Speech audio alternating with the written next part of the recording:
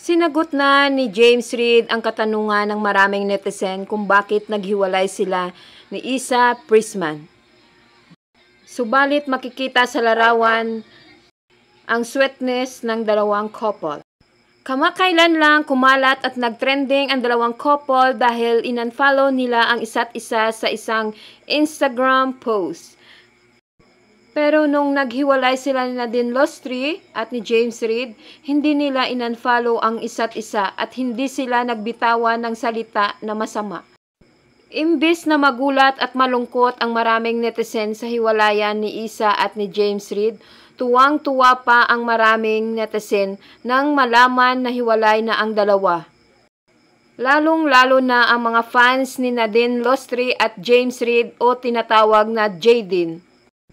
Konfirmadong hiwalay na talaga ang dalawang couple na si Isa Prisman at James Reid. Ika nga ni James Reid, hindi na daw sila masaya at hindi na sila nagkakaintindihan ni Isa Prisman. Kaya tinapos na nila ang kanilang relasyon. Pero hindi naniniwala ang maraming netizen sa dahilan ni James Reid kung bakit naghiwalay silang dalawa. Ika nga ng maraming netizen, tinatago daw nila ang buong katotohanan na may third party na nagaganap sa kanilang dalawa. Sa ngayon, wala pang pahayag si Isa Prisman kung bakit naghiwalay sila ni James Reid. Kung ano man ang dahilan, irerespeto na lang natin. Di mo akalain na maghihiwalay ang dalawang couple na si James Reid sa higpit na hawak nila sa isa't isa ni Isa Prisman.